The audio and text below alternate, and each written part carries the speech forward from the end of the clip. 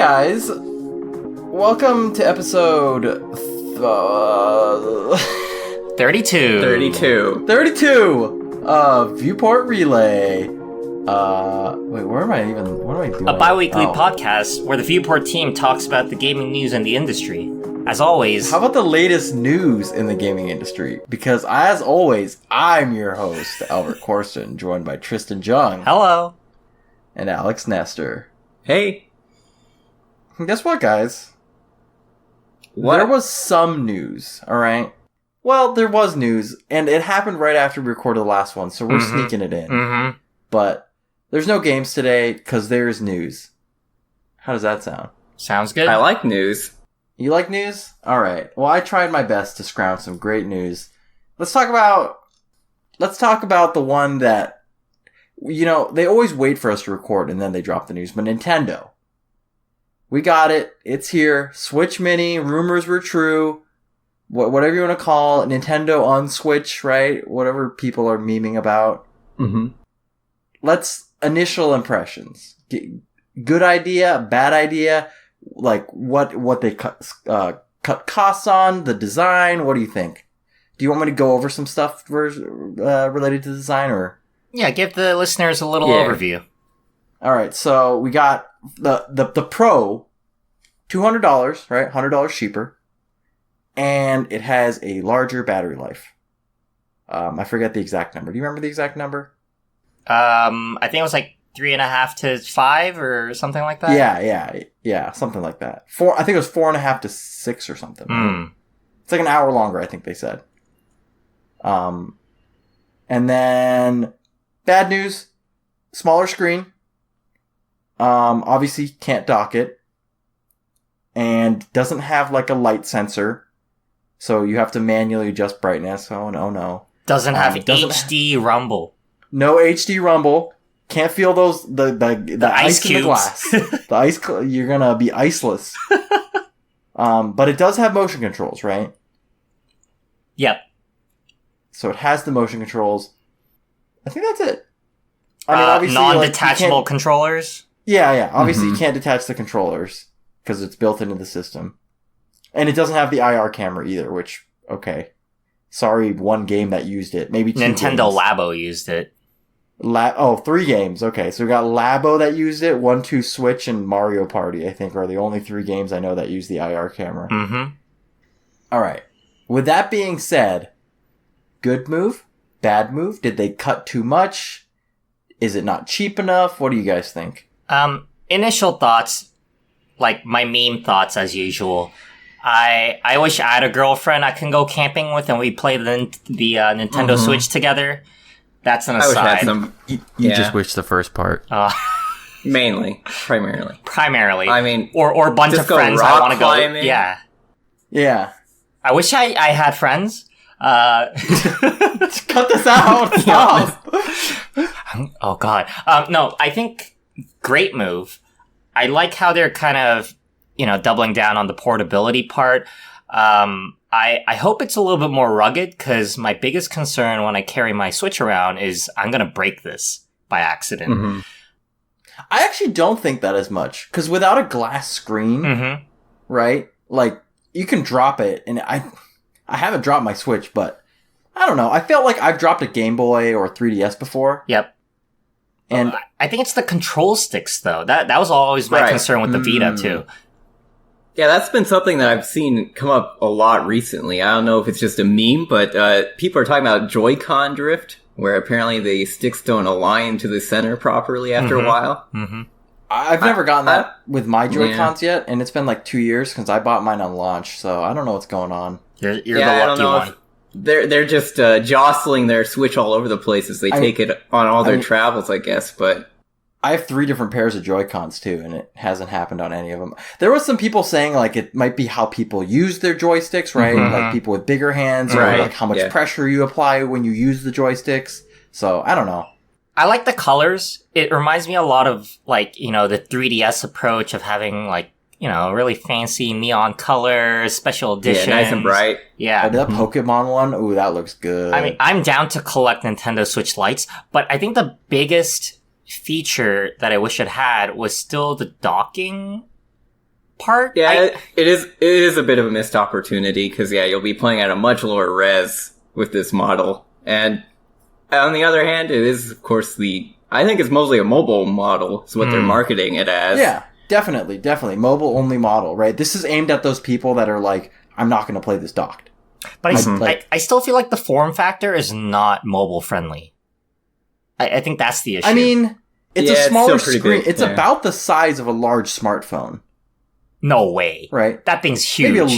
Maybe a little bigger. Maybe the screen part, but like the controllers are definitely making it a lot bigger. And I also think it should have been $150. I feel like $200 is a really weird price point. I think this, first of all, the biggest joke I heard during their announcement was, this does not mean we're ending life support for the 3DS. We're still supporting it. And I was like, you just killed your own product. Don't even say that. So, like, I think if they made it $150, the 3DS would be dead. Like, no one's gonna buy a 3DS, right? Literally dead in the water. Are they making 3DS games, though? Yes, they are. Remember last year they announced Mario and Luigi's Inside Story coming out in 2020. So, it was really weird that they would announce a game a year out for the 3DS, but... I want Just Dance 2022 on my 3DS. Yeah. I don't even think you can get Just Dance anything on your 3DS. Just wait. The camera is like 1 megapixel. Ubisoft will start. But I like the idea where they're consolidating basically kind of their mobile market and their console market into the same kind of group where they mostly share games. Obviously, there's some exceptions to that rule, but it would be like 95% of the library will be on both. So your collectible Switch Lite model could actually be useful if you want to take it traveling, and you could play the same games you have for your normal Switch. I think of it, and obviously a lot of people were pointing this out when it got announced that it's marketed toward children, right? Yeah. If I had kids, like, how many 8-year-olds do you see, like, docking their Switch and playing it on the big TV? Like, a couple, but they're gonna be, like, in their room or going, like, at school or whatever playing this thing, right? They're not gonna be docking this thing. Yep. So, I think it definitely has the market at the very least. Like, it's a smart decision for the market. Oh yeah, definitely. There's no real competitor. No PSPs. Right. No Vita 2. No Vita 2. Hey, you never know. No, Could we come know. too soon. We know. So let's go into the second half where Nintendo announced that from August onward, all produced normal Nintendo Switches will have the new processor, the smaller, I think it's a 16 millimeter or whatever, nanometer or something or other, processor, and that they will get essentially a huge boost in battery life. Like 2 hours, they said. I like how their standard of measurement is Breath of the Wild hours. That should be a new, like, battery, like, no more milliamp hours. It's like, how long can this game play Breath of the Wild? If your phone can run Breath of the Wild. Yeah. Because it went from 3 to 5. So they said 3 to 5 hours, and now the new one, just with this processor change, which apparently handles, like, power efficiency a lot better, it's now 5 to 7 hours. And this isn't like a new model or anything. There's no other new features. They're just upgrading the internal components. And if you buy a Switch after August and you check the serial number and it has whatever Nintendo said, like the new serial numbers will start with these, then you will have this new processor with better battery life. So, question, is this the new upgraded Switch model that was rumored alongside the cheaper variant, I guess, the Switch Mini? I think that is my confusion, as in, if this it's a little underwhelming. Because I think people wanted like a significant upgrade other than just the battery. Because it doesn't like run the games differently. There's no extra functions, etc. If it isn't, it's more confusing because now consumers have this like, they're going to have like 3 different choices where like, what are you supposed to look at? Are you supposed to look at battery life as the main thing? Because the Switch is such a weird combination of so many different features. I think it's going to be just like the DS confusion all over again, basically.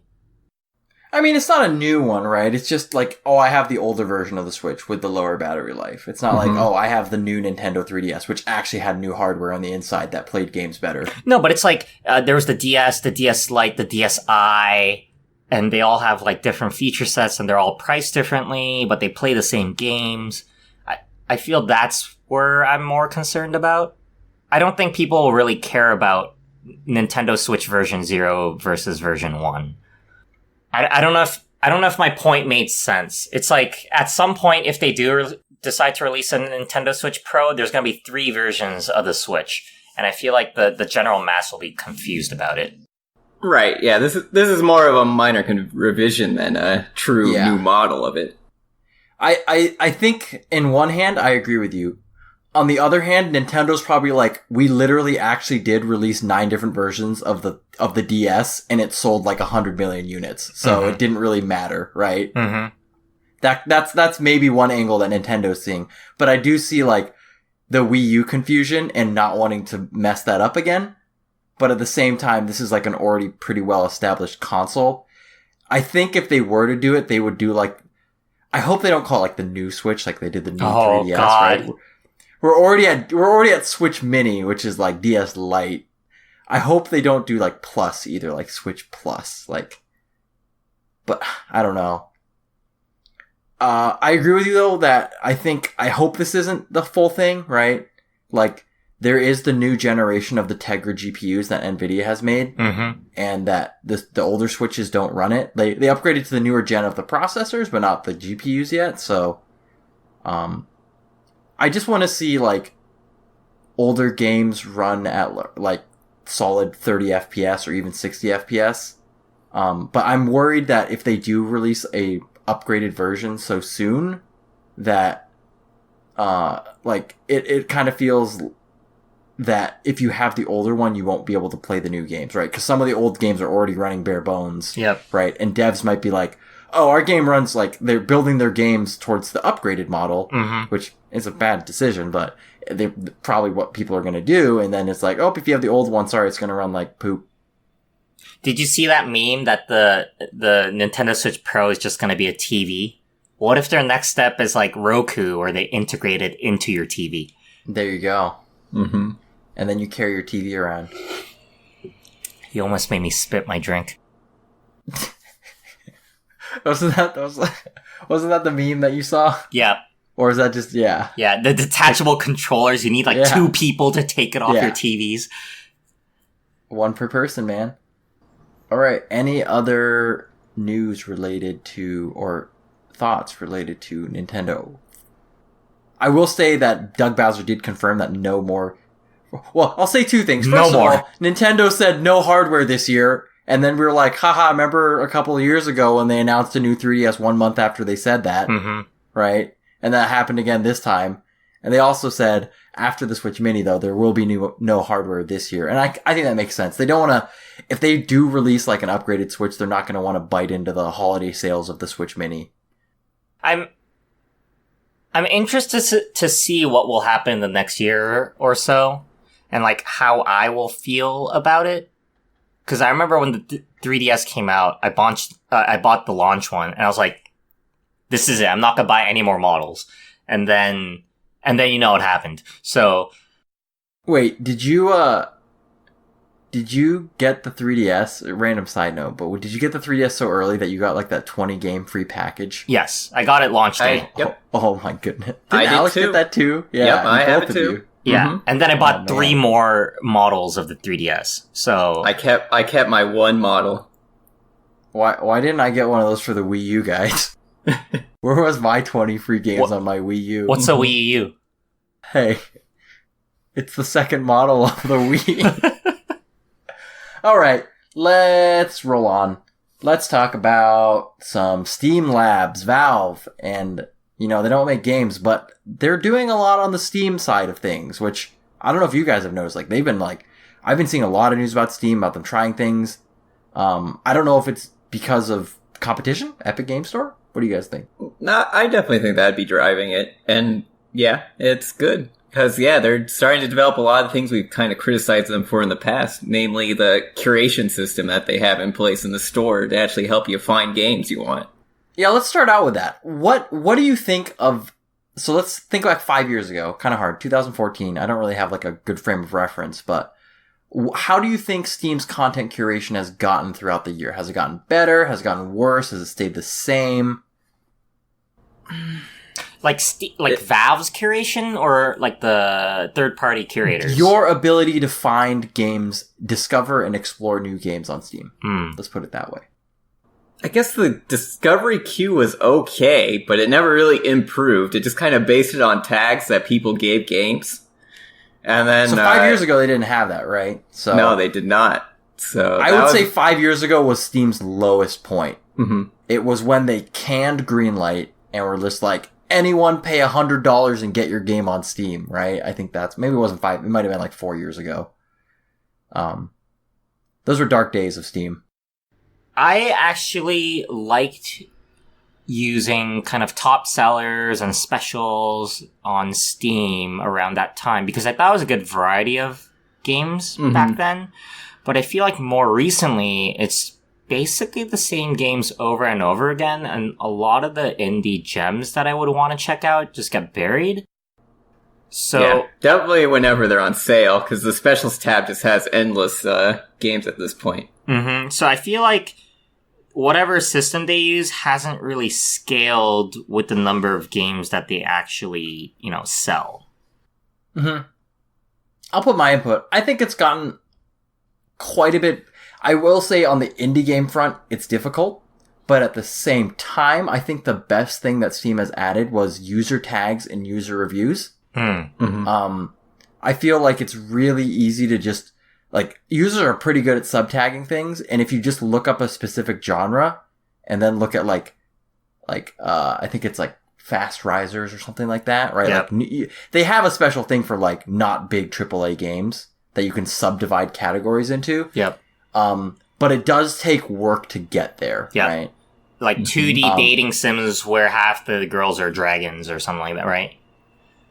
Yeah, Exactly. I only want the indie ones. I don't want AAA dragon girls. Yep. No, but I agree when Alex said for the discovery queue. I actually really like the discovery queue.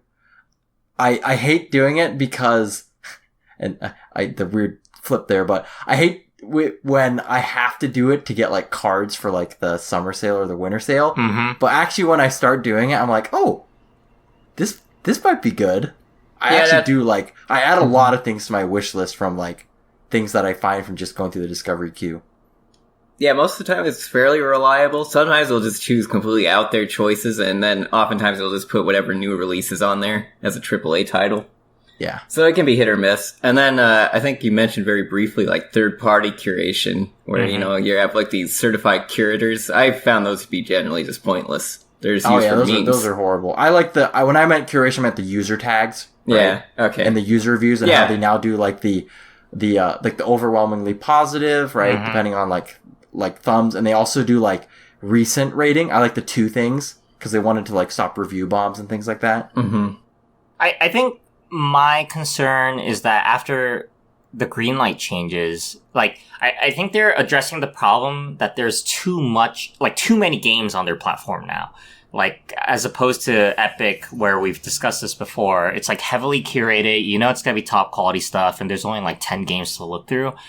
Valve is facing the thing, there's like 1,000 games every month or week or whatever, and they're building tools to help users sift through it, but in the end, it's gonna be, like, the onus is on the gamer to find what they want to play, rather than Epic and some of the other newer platforms where there's such a low amount of games that they sell that you kind of know every single game that they release is going to be good. Yeah, it's kind of like designed that way, right? Like Valve has come out when it came to the more mature content coming out on its platforms, where they pretty much said, hey, we don't want to be the barrier between what gamers want to play, or like gamers and games, right? We want, like, if you can find the content on our store, then we want you to be able to play it, right? So they're not really saying no to anything. I mean, which I like. I'm kind of torn on that. Like, who are they optimizing things for? Is it for the gamers or is it for the developers? Because I feel like if they want to make both. I feel like if they want to make sure gamers are finding the right games, and I'm assuming there's some objective bar on what games are good and not, right? Like, I'm sure gamers can kind of tell if a game is shitty. I mean, let's be honest. There are some niches where people don't really care if it's good or not, right? Like, all those dating games coming out, I'm pretty sure they sell just, like, random, like, tropes and things like that. All those RPG Maker titles? Oh, gosh. Okay, don't bring those up. Holy well, how are there so many of those? There's just a mountain of them each day. Yeah, oh my god. Either way, let me get into the news of what we were actually going to talk about, and it's obviously related, but the Steam Labs and how they're kind of, would you say, Tristan, a good way to put it is like public A/B testing almost? Kind of like mods, right? Mm-hmm. Like, here's some features that we think would be cool. Let's put them out in the public and see what you guys think of it. Did you guys try any? Did you guys look at the page? I would use it. Chance to get. I would use it if I actually use Steam anymore. Yeah, that's kind of my issue too. I barely ever boot up Steam anymore. Gosh, you guys. Unless I play like Underlords. Anyways, you guys just killed everything. No, I feel like I think it's pretty relevant to our conversation. I feel like Steam has become this thing where I just right click it in my start bar. And, like, if you right-click it, it shows you all the games you've played recently. And I boot it up just to launch a game, and that's it. Mm-hmm. Yeah, I used to look at the store pretty religiously, but, yeah, it's just become so cumbersome that I just never bother going to it. And, like Tristan said, I'm only ever using Steam if I have to boot up a game from it. Did you guys do any shopping during the summer sale? I did. I bought a lot of RPG games. And did you mainly use the Steam thing, or did you go to, like, external sites for recommendations? I actually use the tags. I like the tags. I agree with you. Yeah, I like the tags. So I think the tags work really well. Yeah, so I clicked like Western RPGs. I went into top sellers. I picked out a couple ones, and that's how I did my shopping. I'd even I feel like the front page during sales are completely useless. Yeah, especially now that they don't have the daily deals anymore, right? Mm-hmm. Mm-hmm. It's just like, here's AAA games. And it's like, okay, I know of all these games. Yep, all the ones you remember. Skyrim, GTA 5. PUBG.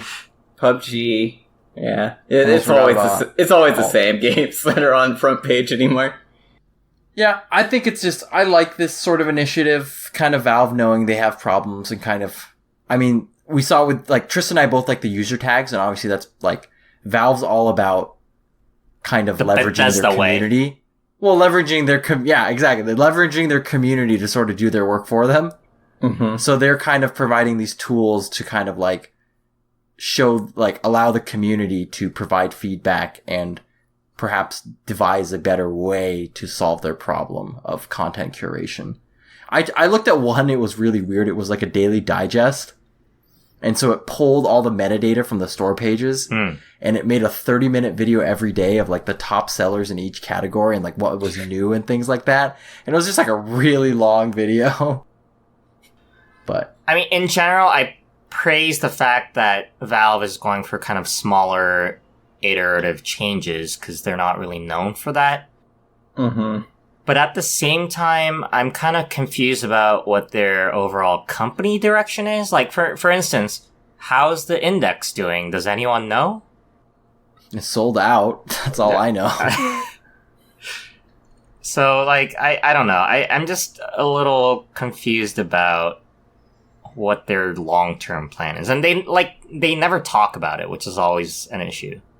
Yeah. Very, very quiet company. And we've always known that. Right, let's roll on. We are going to talk about Microsoft now. And their CEO came out. It was kind of, you know, what's the best way to put it? Like, press conference-y, shareholder-y talk, right? So it was a shareholders meeting. And he essentially said, hey, Microsoft is in a good position for their gaming market. We've got a new Xbox coming out next year. We're moving toward cloud.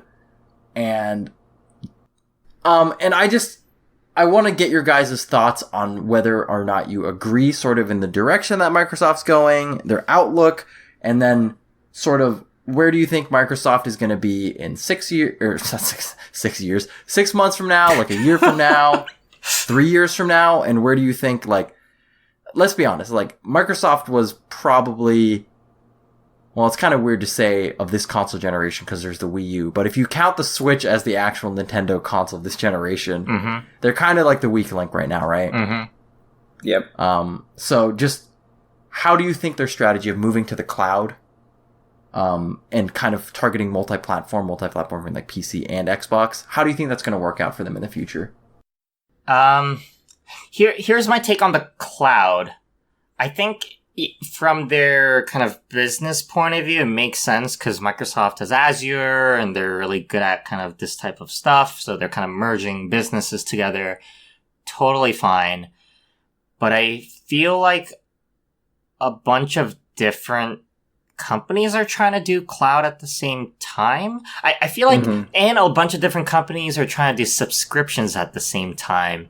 And we're kind of entering this cycle that Hulu and Netflix are more mature in, where there's so much weird fragmentation of subscriptions you need to buy that people end up like resorting back to piracy or whatever. I mean, like gaming, it's going to be a different thing, but I feel like kind of consumers will be overwhelmed by the changes and the different options that are suddenly happening that I don't know if this is actually going to work. If like that they makes got to sense. come out strong or it's going to fall flat on their faces is kind of what you're saying. Right. Like they need to come out as the clear winner or it's going to be, they're going to drop like hard. Right. Cause I don't see like Sony and Nintendo utilizing Project X Cloud.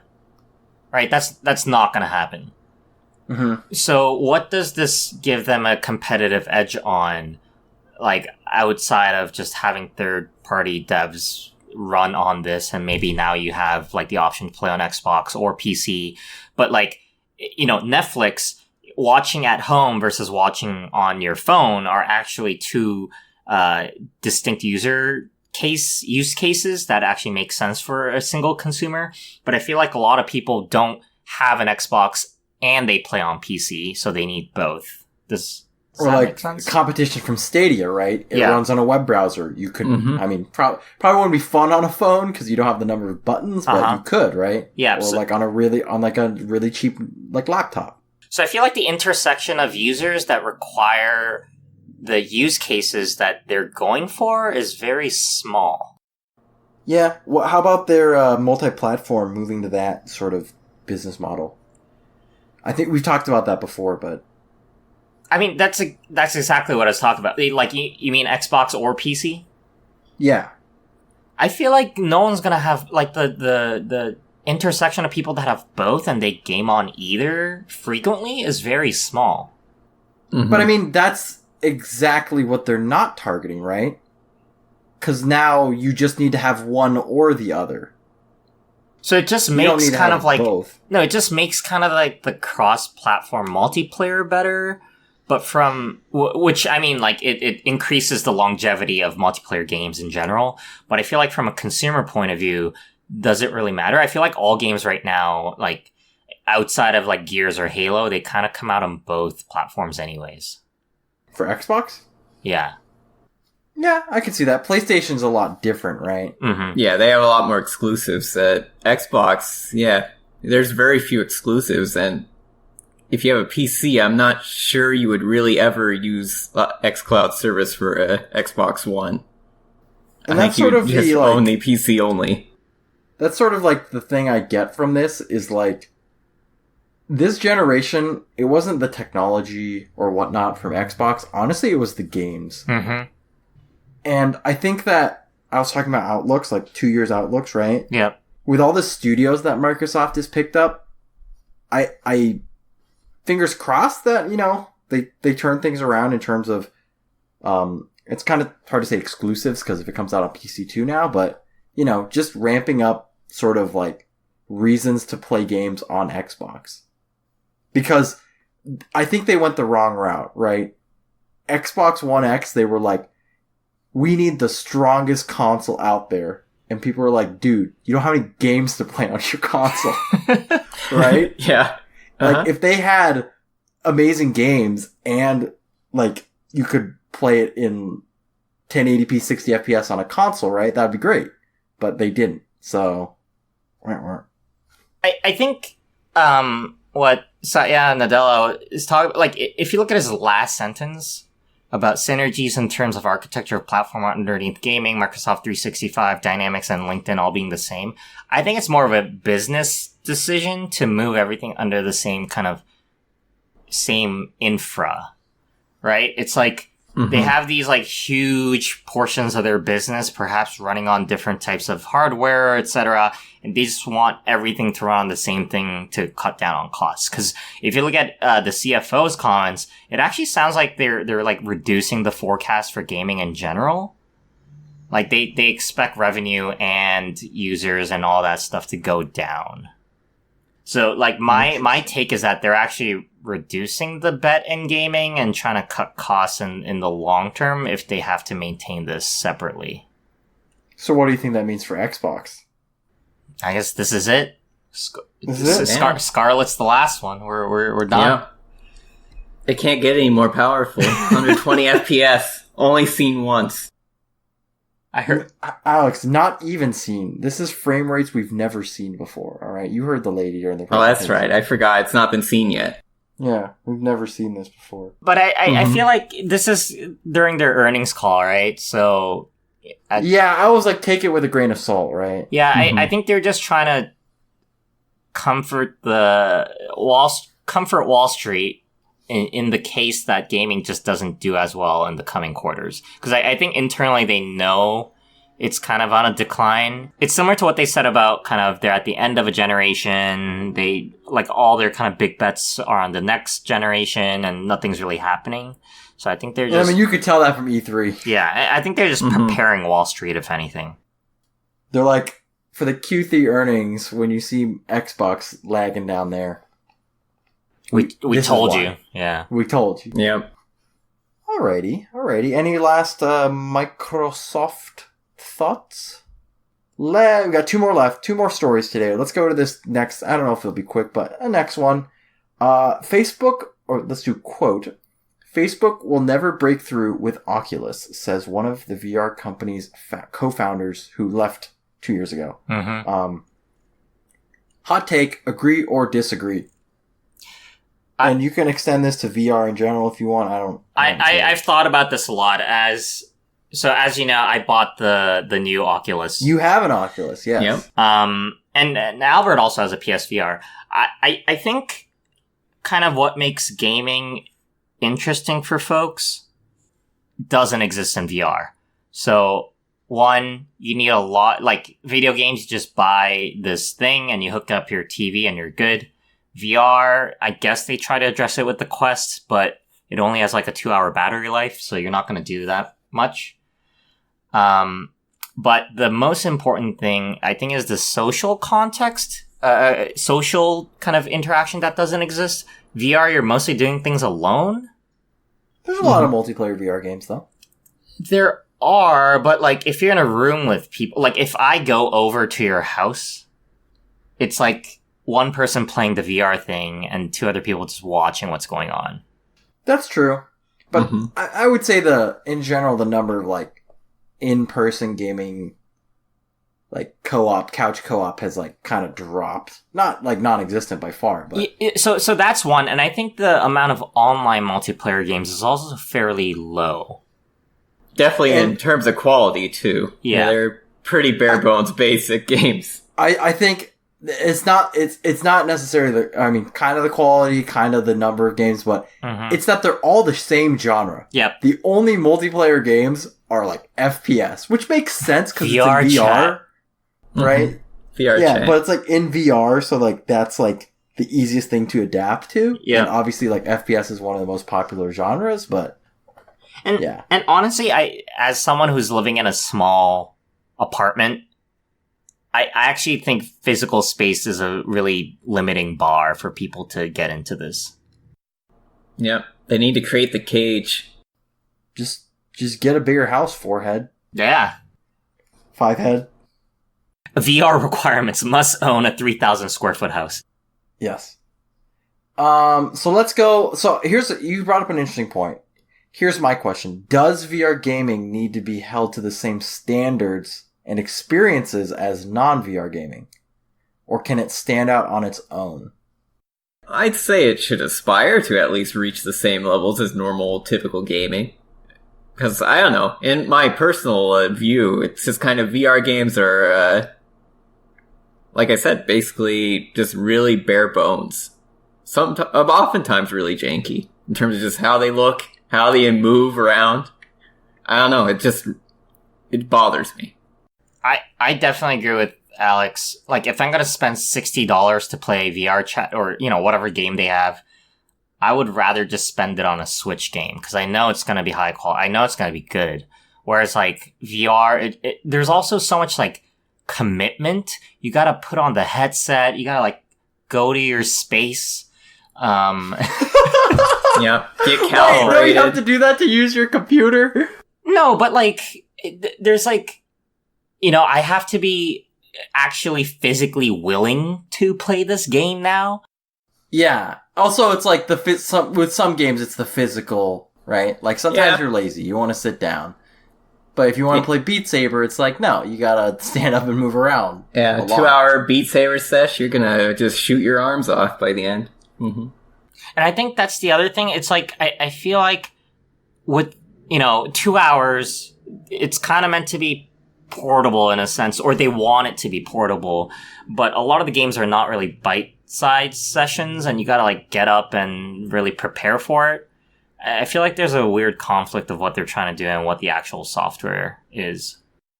Yeah, I think the biggest thing also you bring up, like, the quality of the games is that there's a lot of good games that come out, right, for non-VR, right? Mm-hmm. And then, but when you hear about a good VR game, people are like, guys, it's good. Guys, it's a good VR game. And it's like, oh no. It's worth $20. Like, there was a game that came out for PS VR a couple months ago called Blood and Truth, I think, like that, something like that. And everyone's like, it's really good. But, like, for like other consoles and PC, like, good games come out all the time, right? Obviously, you hear about exceptionally good ones, but for PSVR, like, or any VR in that standard, it's like, it's rare when you hear, like, oh, good game came out, guys. Mm-hmm. Mm-hmm. And why there's also, like, so many threads on subreddits and things like that related to VR that's like, guys, what are the good games I can get for this? Right, yeah. So much trash it's difficult. out there. It's difficult to actually find them. Yeah. I feel in a lot of cases. Mm-hmm. And I actually think accessibility is a big thing, because I feel like gaming on PC and consoles, like, accessibility has gotten a lot better. If you're, hearing impaired, if you need to use, like, one-handed controls, etc., etc. But, like, VR, you need good eyesight, or get contact lenses, or, get prescription lenses in your VR set. You need to be able to use both. You can do that? Yeah, you can. Oh my goodness, like, that's crazy. I can't wear my normal glasses in them, so I usually have to put on, like, a separate set of glasses to play this. You need to be able to use both your hands and your arms, and you need to be able to stand. Not necessarily. You don't need to be able to stand. I guess so.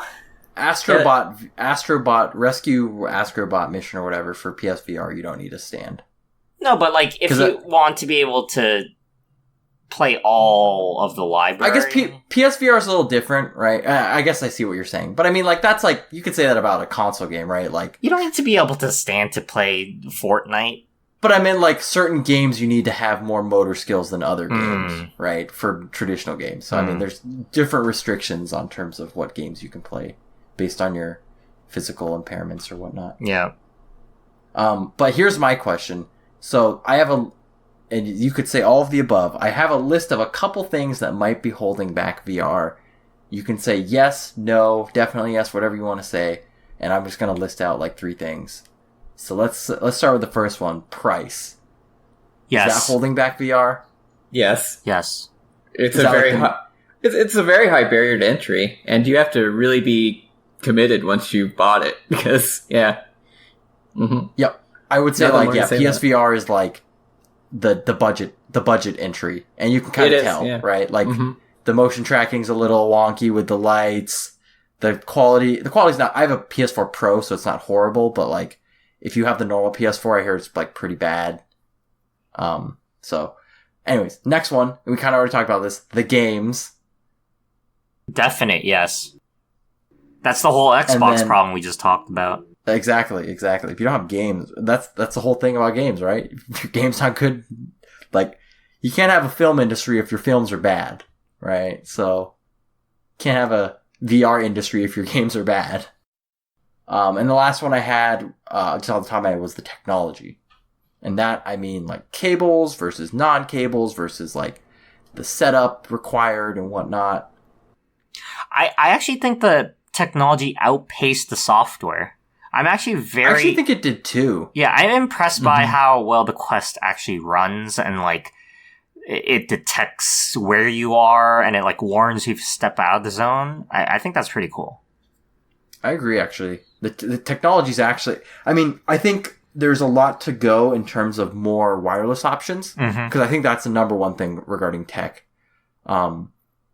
But I think that's the least of the worries now. Like, the tech is getting better. But that's the weird thing, right? Because I feel like companies are still focusing too much on the tech. Maybe, what do you guys think about the size of these headsets? How big is the Quest, Tristan? It's really small.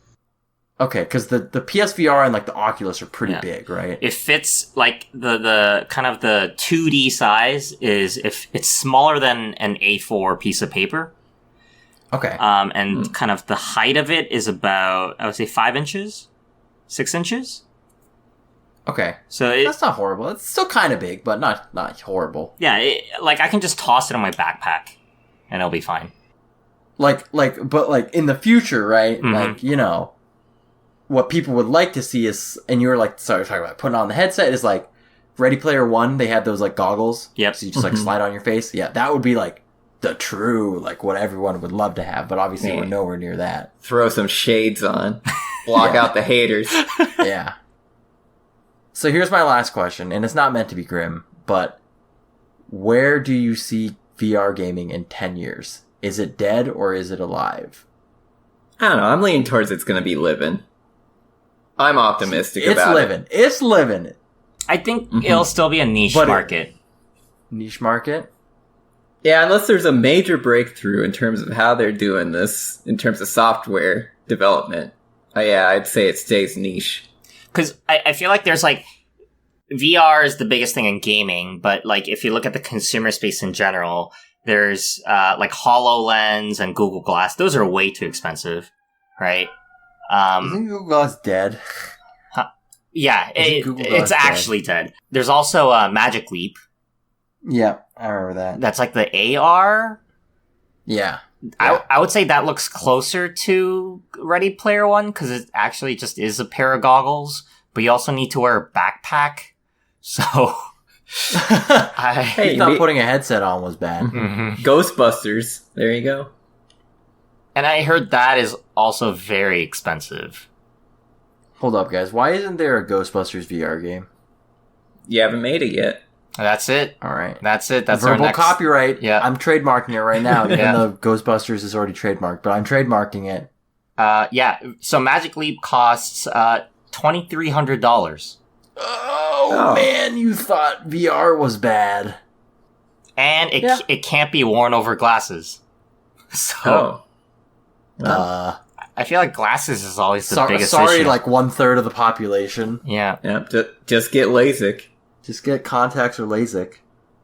Last story, and it's not so much about the game itself, and I chose this mainly because of you guys a little bit, but Final Fantasy XIV Shadowbringers is the highest rated game, expansion, whatever you want to call it, right? This year so far. Yep. Better than Resident Evil 2 Remake. And as an addition, I believe it's the highest rated Final Fantasy game of the last decade. I assume 7 is like the only thing that beat it. I didn't look into that stat, but... Well, that would be like 2 decades ago, but...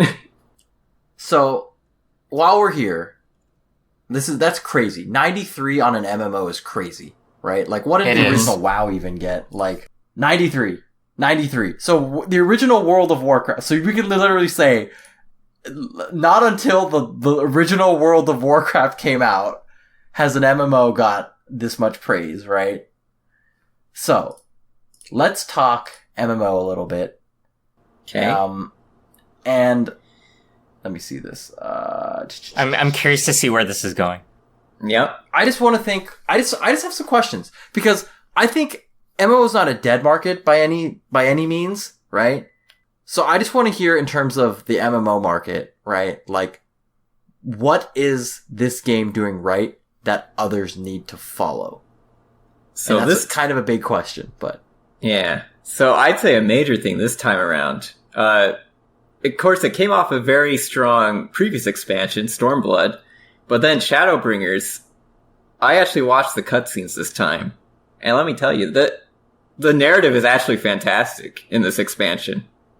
And that's something huge to bring up, because multiplayer stories, for the most part, other than like WoW, are garbage.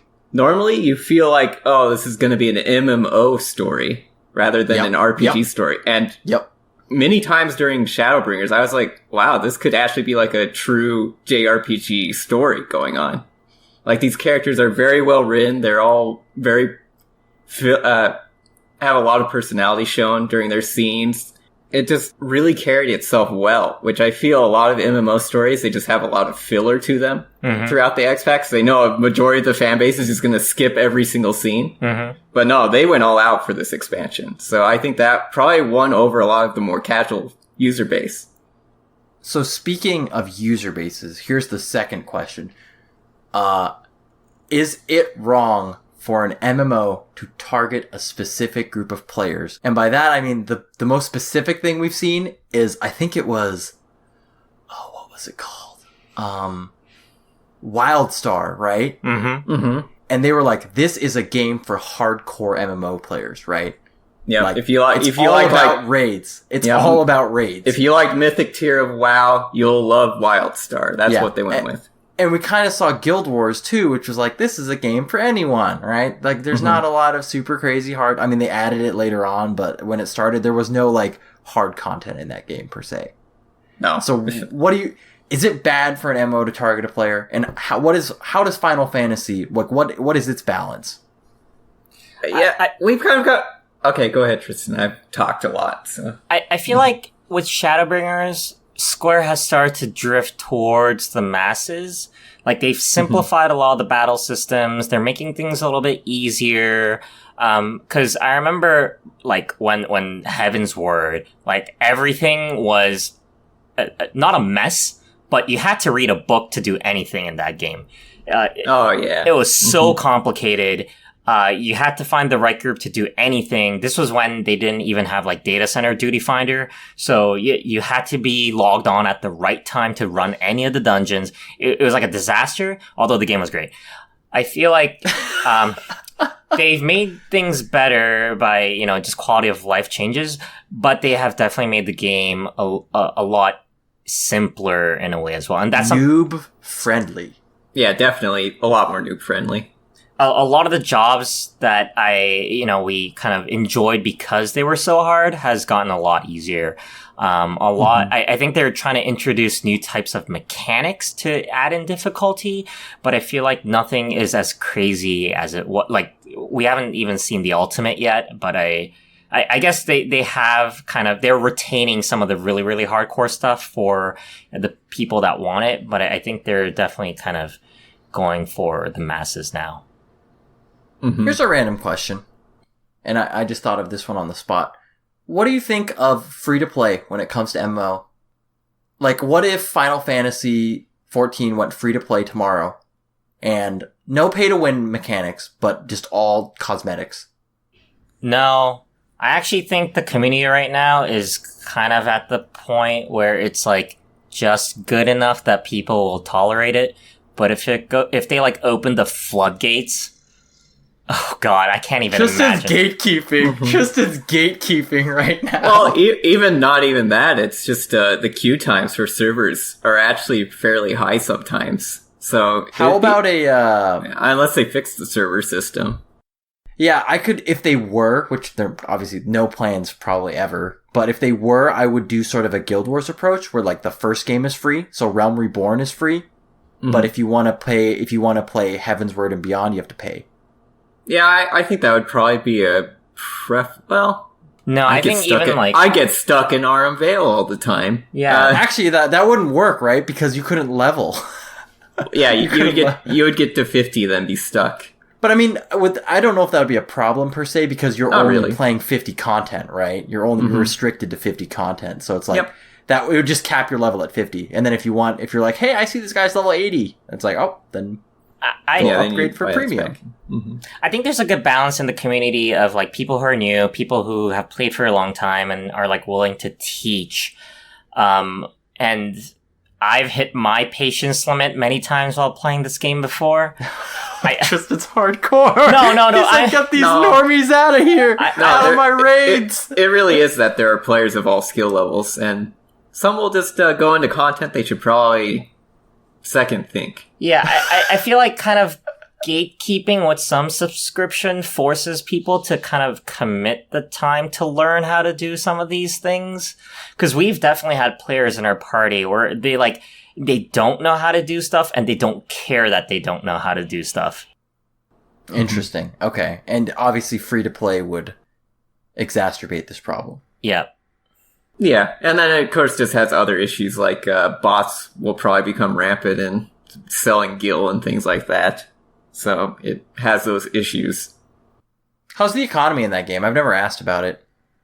It's fairly good. It's almost completely player driven on whoever's building stuff who wants stuff. So it's actually pretty interesting if you want to play the market board. Yeah, I think the fact that they make it, you can't buy level potions for crafters, so you have to kind of commit your time into it, creates this great barrier where some people are just like, screw it, I'll just buy with gil, and other people are kind of more dedicated and they're willing to craft everything. Cool.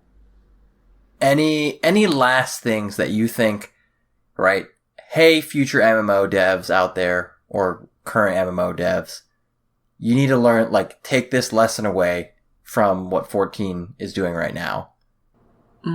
Or is it kind of a little, like, hard to replicate, right? Like, kind of a perfect storm of community, right? I know the community for 14 is super strong. And obviously they have a little of that because of the Final Fantasy kind of, like, lore behind it. I'd say 14 obviously has the Final Fantasy aesthetic going for it. That's going to be very difficult to match. But going beyond that, I think it just needs to be a visually appealing game. It needs to have a pretty solid feeling combat system.